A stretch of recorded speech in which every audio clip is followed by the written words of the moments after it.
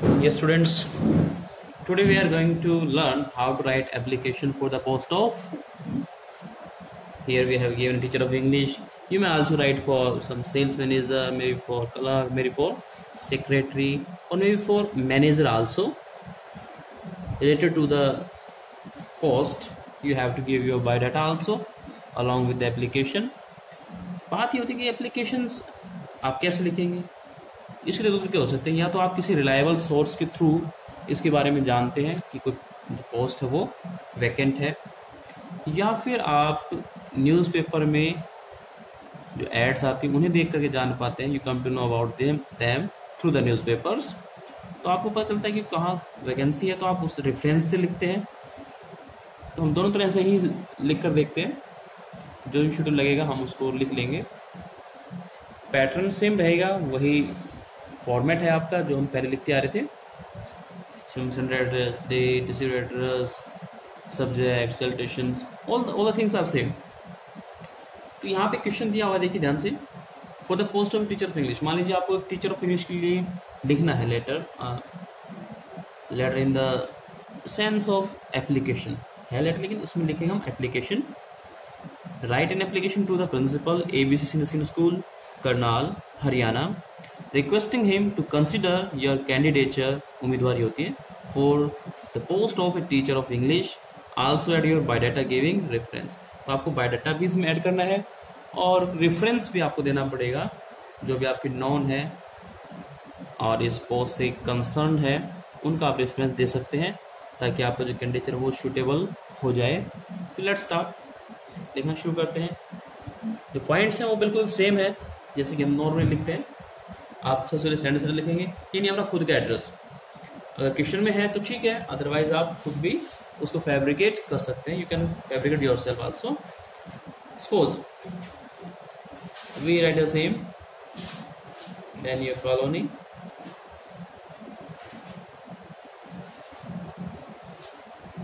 like that, and then the city.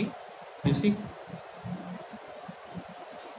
it is not necessary कि you belong to Karnal and also apply for the Karnal school. You may be from any state, maybe any district, and you can apply for the same. So here we are applying for the Karnal school, ABC secondary school. Then come to the date. Date की हम बात करते हैं. मान लीजिए आज आपकी 4 जून है, 5 जून है, हम मेंशन कर सकते हैं.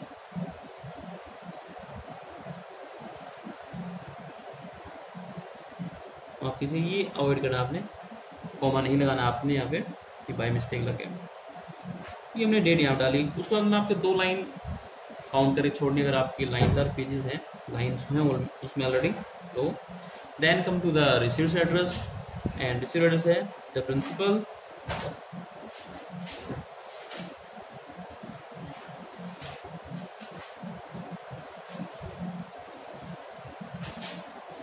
ABC.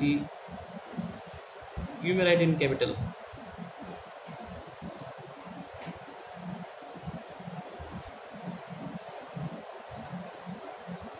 Like that you may write the address. Then come to the subject. Subject is quite clear. We are writing for the post of a teacher of English. So in case we will write application.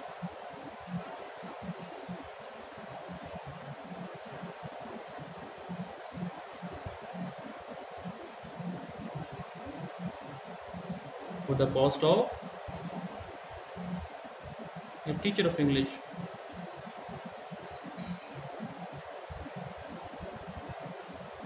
You may write in short English. Now come to the salutation. That is quite common. We always write sir in case of unknown. अगर unknown होता तो हम sir यहाँ पे place करते हैं. तो हम लिख सकते हैं कि किस तरह से हमें अपनी बात रखनी है. अगर हमें रिलायबल सोर्स से, क्योंकि यहाँ कुछ अखबार कटिंग के बारे में नहीं बताया गया है, तो we may start. I have come to know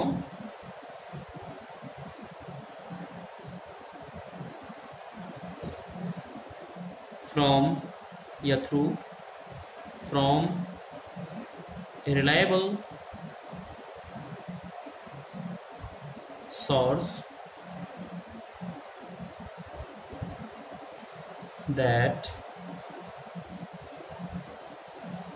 हमें रिलायबल सोर्स से पता चला कोई विश्वसनीय सूत्र हो सकते हैं, हमारे सोर्सेस हो सकते हैं, that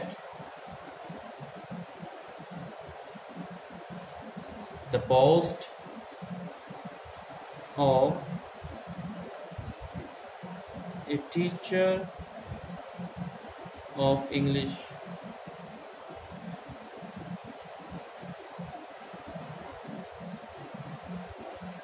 has fallen vacant, हम लाइंग वैकेंट भी कह सकते हैं, हैज लेन वैकेंट या फिर fallen vacant in your school. We can also mention the name of the school, ABC senior secondary school, या फिर in your school, like that. तो अब आप बताना चाहते हैं कि मैं इसी चीज़ के लिए अप्लाई कर, आई देयरफॉर, यानी इसलिए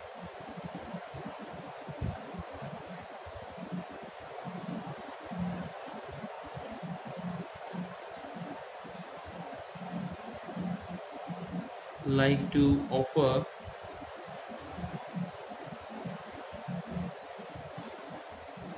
my candidature.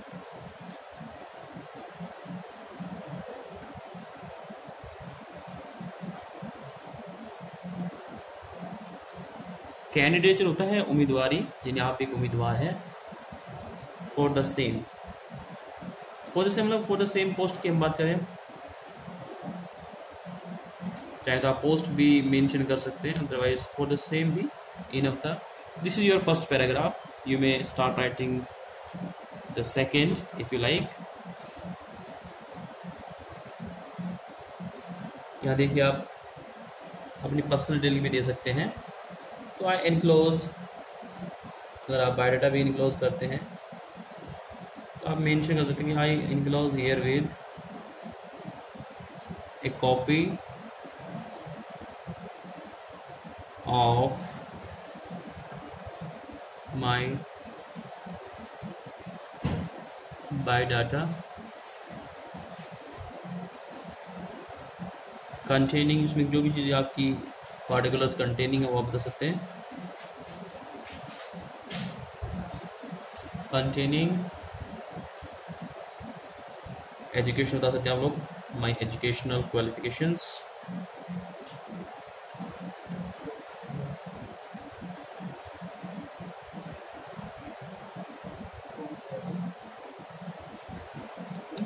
अगर कोई एक्सपीरियंस है वो भी आप शेयर कर सकते हैं. अगर फैमिली बैकग्राउंड भी आप शो करें तो वो भी बताइए आप लोग.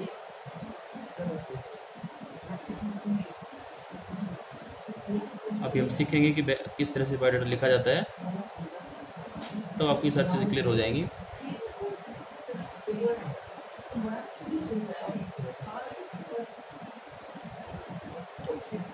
पर्सनल डिटेल्स भी आपको उसमें मेंशन करती है, और अगर रेफरेंस है तो उससे भी हम बताते हैं.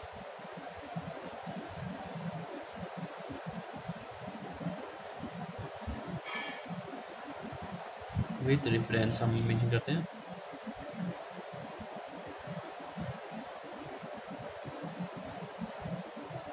टू enable you, क्या आप मुझे एसेस कर लें, मेरे बारे में जान लें, वो हम वर्ड्स लिख देते हैं. Assess my शूटेबिलिटी.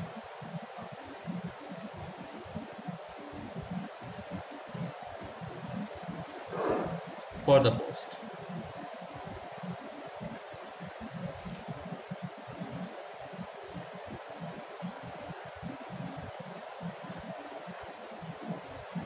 इस तरह से हम लोग सेकंड पैराग्राफ फिनिश करते हैं. हम लास्ट पैराग्राफ को रिक्वेस्टिंग जो वाला है वो हम डाल सकते हैं. तो हम कह सकते हैं कि इट इज़ होप, उम्मीद हम करते हैं that you will find my candidature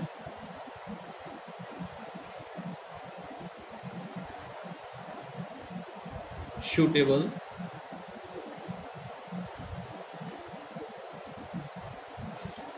to your requirements। उम्मीद करते हैं कि उनके रिक्वायरमेंट्स के अकॉर्डिंग हमारा बायोडाटा हो।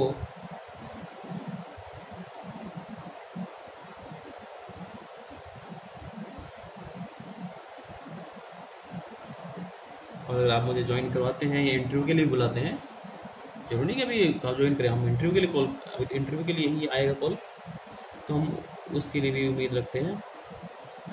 तो अगर इंटरव्यू कॉल आता है तो हम उनका ग्रेटिट्यूड शो करेंगे।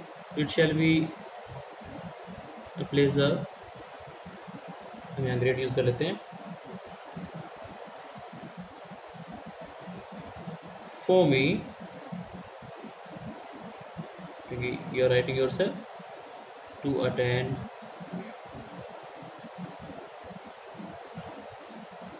एन इंटरव्यू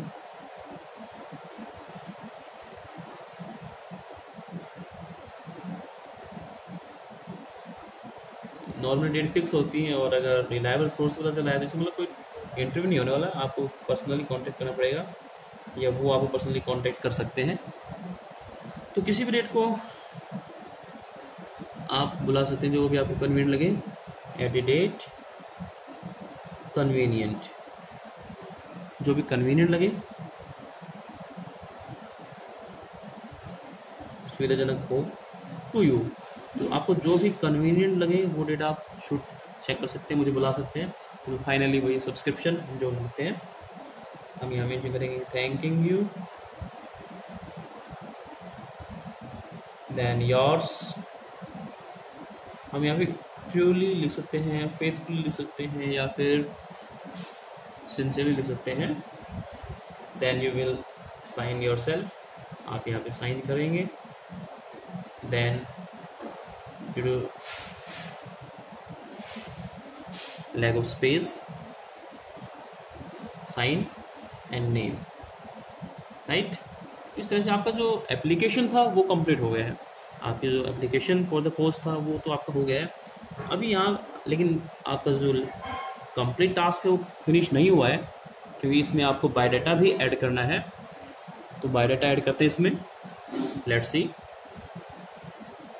आप चाहो तो इसके नीचे ही एक वर्ड ऐड कर देते हैं कि बायोडाटा इनक्लोज, शॉर्ट में ही लिख देते हैं हम लोग।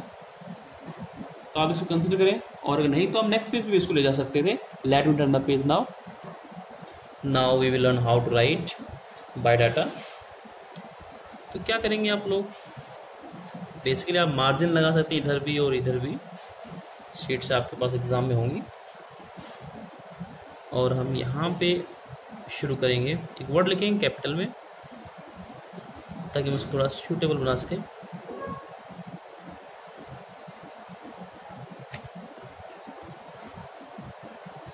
इस तरह वर्ड लिखेंगे बायोडाटा।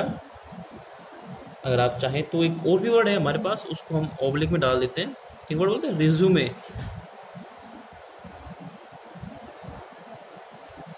अक्सर आप सुना होगा रिज्यूमे, नाउअडेज रिज्यूमे वर्ड काफ़ी यूज़ में रहता है, आप टीवी पे भी सुनते होंगे रिज्यूमे। इसको रिज्यूम नहीं बोलते, रिज्यूम आप अगर एज ए वर्ब यूज़ करते हो ये रिज्यूम कहलाता है, और एज ए नाउन हम इसको यूज़ करते हैं ये रिज्यूमे कहलाता है। तो ये डिफरेंस आपको ध्यान रखना है, इसको हम रिज्यूमे बोलेंगे, रिज्यूम नहीं बोलेंगे। वो केवल वर्ब में यूज़ करते हो तो हम उसे रिज्यूम बोलते हैं। तो इसमें कुछ एक पॉइंट्स जो आपको याद रखने पड़ेंगे, वो बड़े अच्छे से आप लोग इसको डेकोरेटिव बनाते हुए यूज़ कर सकते हैं। तो सबसे पहला जो नाम है आप उसमें मेंशन करेंगे, इधर लेफ्ट हैंड साइड में आप शुरू करेंगे सबसे पहले नेम। अगर चाहें तो नेम ऑफ एप्लीकेंट भी आप कह सकते हैं।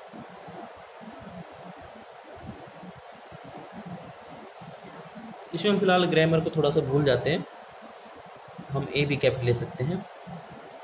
और फिर इस तरह से जो भी आपका नेम है पर्टिकुलर वो आप यूज़ कर सकते हैं। Suppose your name is Rakesh Kumar, तो you will write here Rakesh Kumar.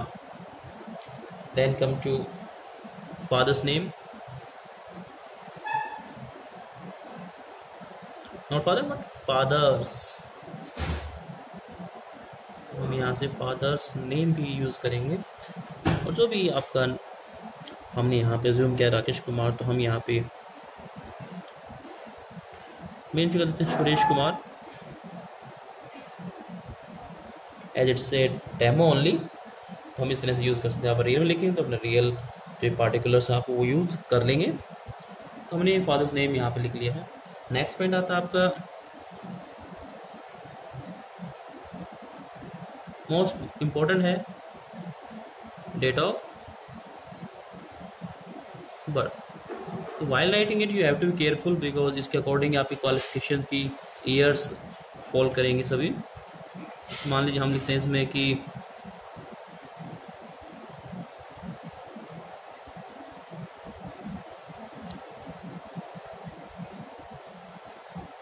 Sorry 2020 हम डाल दें, डेट ऑफ बर्थ बैक में जाएगी तो थोड़ा इसको हम अरेंज करते हैं। 1985 हम इसको कर देते हैं। थोड़ा अगर दिखने में परेशानी हो रही तो हम इसको कट करते हैं, कोई बात नहीं है। इसको हम 1985, ये हुई आपकी डेट ऑफ बर्थ। तो इसके अकॉर्डिंग आप अपनी एज को मेजर करेंगे। नेक्स्ट पॉइंट पे आते हैं, तो एड्रेस हम डाल देंगे।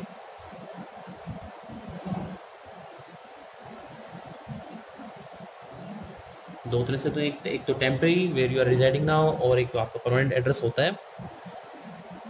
तो बेसिकली दोनों ही मांगे जाते हैं। आप चाहो तो एक भी मेंशन कर सकते हो।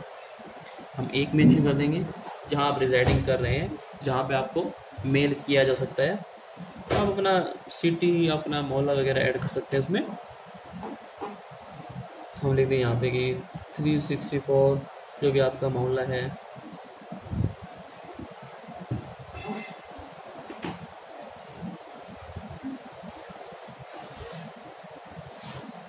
नारनौल सिटी से आप बिलोंग करते हैं मान लीजिए, तो अब नारनौल और डिस्ट्रिक्ट आपका होता है, शॉर्ट में डाल सकते हैं डिस्ट्रिक्ट महेंद्रगढ़। इस तरह से हम मेंशन कर सकते हैं। उसके बाद में सबसे इम्पोर्टेंट आजकल हो गया है मोबाइल मेंशन करना। नॉर्मली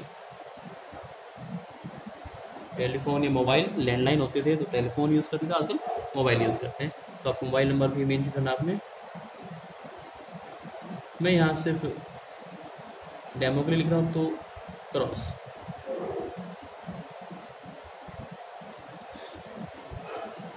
जी हाँ, इनिशियल लिखने के बाद में हमने यहाँ क्रॉस कर दिया है। तो ये बड़ा इंपॉर्टेंट है, क्योंकि अगर आप सिलेक्ट होते हो तो आपको टेलीफोनिकली ही ज़्यादा प्रेफरेंस किया जाता है, बजाय कि आपको मेल किया जाए। तो आपको टेलीफोनिकली ही लिखा जाएगा, लाइक दैट। उसके बाद में अब नेक्स्ट पॉइंट आता है सबसे इम्पोर्टेंट, वो है एजुकेशनल क्वालिफिकेशंस। आपको अपनी एजुकेशन क्वालिफिकेशंस के बारे में नॉलेज होनी चाहिए कि किस तरह से आप उसको लिखेंगे। तो बात आती है आपकी एजुकेशनल क्वालिफिकेशंस की, तो हम जरूर मेंशन करेंगे।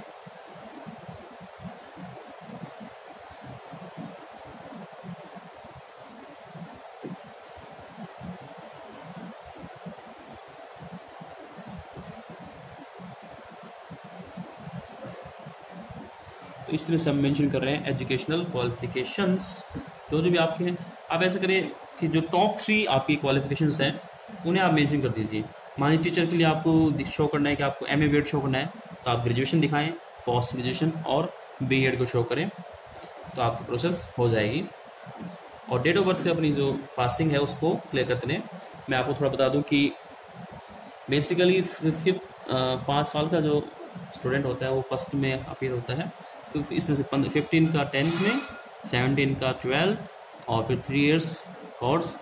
तो उसका एट द एज ऑफ 20 वो ग्रेजुएशन कर लेता है। फिर आफ्टर 2 years पोस्ट ग्रेजुएशन, और फॉर 2 years BEd होती है नॉर्मली, तो वो भी हम उसमें ऐड कर लेंगे। जितनी टाइमिंग बच गई है बाकी वो एक्सपीरियंस में ऐड की जाएगी। लेट्स सी, यहाँ हम -3 लेते हैं। नॉर्मली हम मैथ लिखते हैं कि अगर आप आर्ट्स से हैं तो BA, अगर आप कॉमर्स से हैं तो BCom, और अगर आप साइंस से तो बीएससी मेंशन करते हैं। आप क्योंकि इंग्लिश टीचर हैं, हम आर्ट्स प्रीफर करेंगे, तो यहाँ बीए लिख देते हैं कि आपने बीए की है। जो भी यूनिवर्सिटी आपकी, उस यूनिवर्सिटी को आप मेंशन कर देंगे फ्रॉम।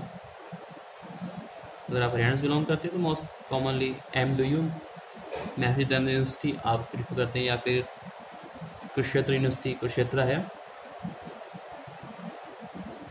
वेल नोन है MDU, otherwise Maharshi Dayanand university आप लिख सकते हैं। आपका जो स्कोर रहा है वो आप स्कोर मेंशन कर सकते हैं। हम चाहें तो सिंपली यहाँ देंगे सिक्योरिंग, जो भी आपका स्कोर रहा हो 65, 55 या फिर मार्क्स आप उसमें बता सकते हैं लाइक दैट। अगर आप ईयर भी मेंशन करना चाहें तो आप ईयर भी मेंशन कर सकते हैं, किस ईयर में आपने इसको फिनिश किया था। आप कह सकते हैं कि 2005 में आपकी ग्रेजुएशन हो गई होगी 20 साल में, 1985 2005 बस। Then come to the second qualification बात करें, इसको हम फर्स्ट नंबर पर डाल देते हैं और नंबर हम अब सेकेंड डालते हैं। उसमें आपको पोस्ट ग्रेजुएशन दिखा सकते हैं, यानी कि MA master of arts same from Jaipur university आप शो कर दें, उसमें DU कह सकते हैं, जो जहाँ से आप फिनिश किया उस समय, और कितना मार्क्स आपने सिक्योर किया वो आप मेंशन करेंगे। सिक्योरिंग 60% मार्क्स या 55% marks etcetera. Then come to third, that is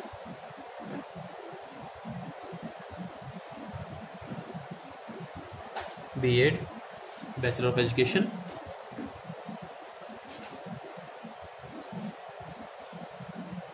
हम यहाँ RPS कॉलेज लिख देते हैं, यूनिवर्सिटी आपकी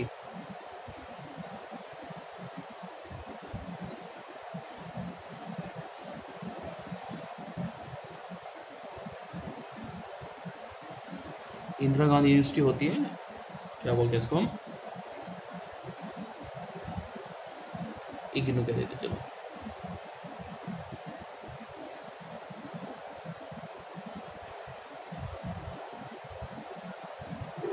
अगर सिंक्रोनाइज ठीक ना हो तो आप इसको मेंशन कुछ भी यूनिवर्सिटी हो सकती है, वॉट एवर यू लाइक, आप इसको MDU भी कह सकते हैं। चलिए हम ये MDU भी मेंशन कर देते हैं अगर आपको इनकन्वीनियंट फील होता है तो। ये आपकी 3 मेजर क्वालिफिकेशंस थी जो आपने यहाँ मेंशन कर दिए। हम नेक्स्ट पॉइंट की तरफ बढ़ते हैं। अगला जो आपका पॉइंट है वो है एक्सपीरियंस, और वो भी कंपल्सरी है। उसमें हम लिखते हैं इफ एनी, ब्रैकेट में डाल देते हैं इफ एनी, कि अगर हो तो आप मेंशन करें, अदरवाइज मेंशन ना करें आप। अब यहाँ पे अपनी एज देख लीजिए, यहाँ आप 20, 22 और 24 मान लीजिए आप हो जाते हैं। ये पुराने समय में 1 साल की ही बीएड होती थी, तो आप 23 साल भी मेंशन कर सकते हैं इसमें।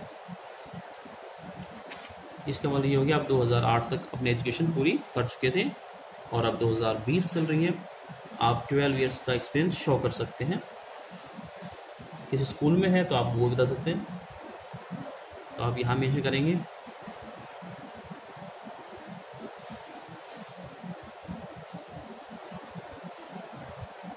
शॉर्ट में 12 इयर्स ऑफ एक्सपीरियंस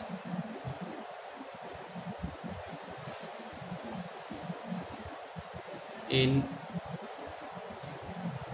टीचिंग। आप टीचिंग कर लें, टीचिंग में आपको 12 साल का एक्सपीरियंस है। आप स्कूल भी मेंशन करेंगे कहाँ कहाँ पे आपका ये है, तो आप वो भी मेंशन कर सकते हैं। कहाँ कितने साल आपने पढ़ाया वो आप मेंशन कर सकते हैं अगर आप कहना चाहें तो, अदरवाइज कोई इम्पोर्टेंस नहीं है। चलिए इसके बाद में नेक्स्ट पॉइंट आपका आ जाता है, वो है एज। तो हमें लिखने की आवश्यकता है क्योंकि हम डेट ऑफ बर्थ लिख चुके हैं ऑलरेडी। तो हम बात करते हैं सीधा हॉबीज़ पे आ जाते हैं हम लोग। अगर आपकी कोई हॉबी है तो वह आप उसको मेंशन कर सकते हो। चलिए हम हॉबीज़ लिखते हैं।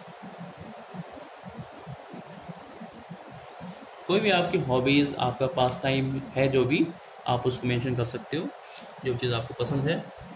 बेसिकली अगर टीचिंग लाइन में आप हैं तो आप मेंशन करेंगे रीडिंग बुक्स, मोस्ट प्रॉबली आप इसी तरह से लिखते हैं। तो आपने रीडिंग बुक्स लिख दिया। अगर कुछ आपको ड्राइविंग पसंद है, आपको स्विमिंग पसंद है, आपको लिसनिंग म्यूज़िक है,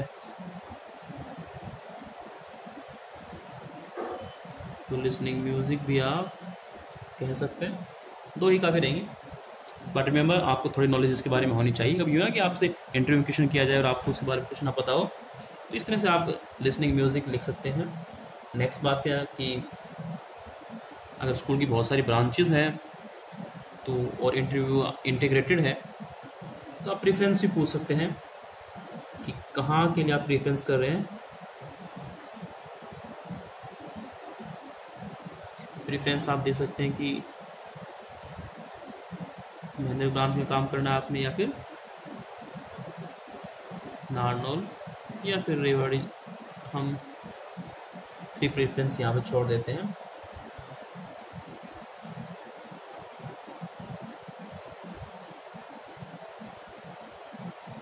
अगर ब्रांच की प्रेफरेंस की बात की, फर्स्ट महेंद्रगढ़, नारनौल, फिर रेवाड़ी की बात है। उसके बाद में आता है मैरिटल स्टेटस। इसमें आप बता सकते हो आप अनमैरिड हैं। मैं यहाँ लिख रहा हूँ अनमैरिड, उसमें क्या मैरिड हूँ, ऑब्लिक बता रहा हूँ, आप मैरिड भी कह सकते हैं। और अगर आप डाइवर्स ले चुके हैं तो आप डाइवर्सी भी कह सकते हैं अपने आप को। मोस्ट फेमस मैरिड अनमैरिड ही मेंशन किया जाता है, तो आप इसे ऑब्लिक में दिया गया है। आपको जो अच्छा लगे आप चूज़ कर सकते हैं। बेटर चूज मैरिड, एज के अकॉर्डिंग, आप समझ रहे होंगे। यस, नाउ सबसे इम्पोर्टेंट बात आती है कि वो है आपकी सैलरी। एग्जैक्ट ना कहकर के हम एक्सपेक्टेड वर्ड यूज़ कर लेते हैं कि एक्सपेक्टेड सैलरी कितनी है, क्योंकि बार्गेनिंग होती है, नेगोशिएशन होती है, तो आप उसमें मेंशन कर सकते हैं कि आपको कितनी सैलरी यहाँ पे चाहिए। तो आप मेंशन कर दें, चलिए 60K कर दें शॉर्ट में, या आप 60,000 भी कह सकते थे। आप पूरा फिगर भी लिख सकते हैं 60,000, और साथ में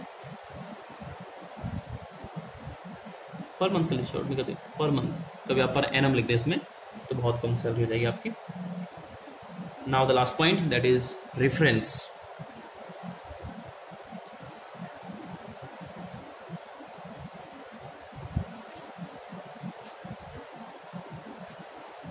रेफरेंस है तो रेफरेंस, अगर रेफरेंसेस हैं तो 2 है तो आप रेफरेंसेस लिख देंगे। रेफरेंस है या रेफरेंसेस आप देख लेंगे, जिस भी तरह का रेफरेंस आपके पास हो आप मेंशन कर सकते हैं। किसी भी आप फेमस उस फील्ड से कंसर्न आदमी को जानते हैं तो उसका नाम मेंशन कर सकते हैं। मान लीजिए आप डॉक्टर मनमोहन यादव को जानते हैं, जो किसी स्कूल के प्रिंसिपल हैं, तो मेंशन कर सकते हैं।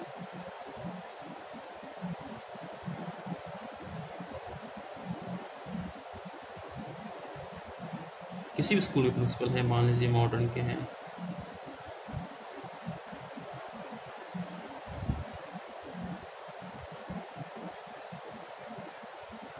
जहाँ से भी बिलोंग करते हैं वो हम ऐड कर सकते हैं। मॉडर्न स्कूल भिवानी से हैं।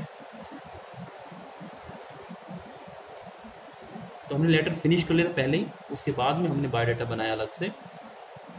चाहो तो आप इसको लेटर के अंदर भी इंक्लूड कर सकते हो, तो उस केस में वो डिफरेंट लगेगा। तो ये आपका बायोडाटा था। आप दोनों तरफ से लाइन लगा सकते हो, इधर से मार्जिन लगा सकते हो, यहाँ से आप फिनिश कर सकते हैं ताकि क्लियर हो जाए।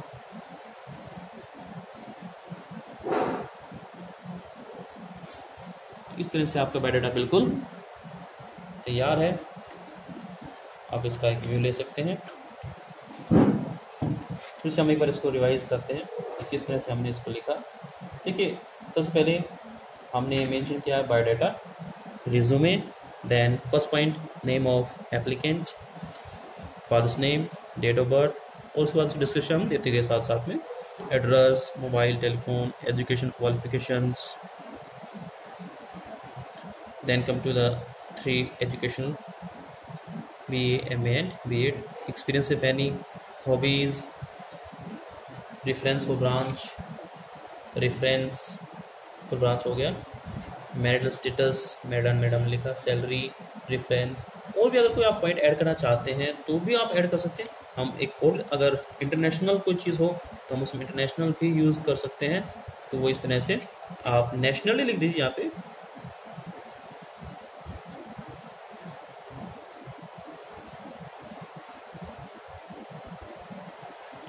लिखने को हम पॉइंट्स और भी कोई ऐड कर सकते हैं, एडिशनल पॉइंट्स आप ऐड कर सकते थे। आप हॉबी के बाद आप प्रेफरेंस से पहले एक वर्ड यूज़ कर सकते थे, वो मैं एक्स्ट्रा में डाल रहा हूँ। देखिए ये जो पॉइंट आप ऐड कर सकते थे वो एडिशनल में डाल देता हूँ, जैसे कि लैंग्वेज नॉर्मली मिल जाता है, लैंग्वेज नॉन। अगर हम मल्टीलिंगुअल प्लेस पे हम यूज़ कर रहे हैं तो लैंग्वेज नॉन हाँ बेसिकली कह सकते हैं कि हिंदी। आप इंग्लिश टीचर के लिए जाए तो आप इंग्लिश तो है ही, आपको और भी लैंग्वेज आती है तो आप वो भी मेंशन कर सकते हैं। That's all for today. We will discuss something else in our next video. Till then, keep enjoying the videos, keep learning, stay home, be safe. Thank you.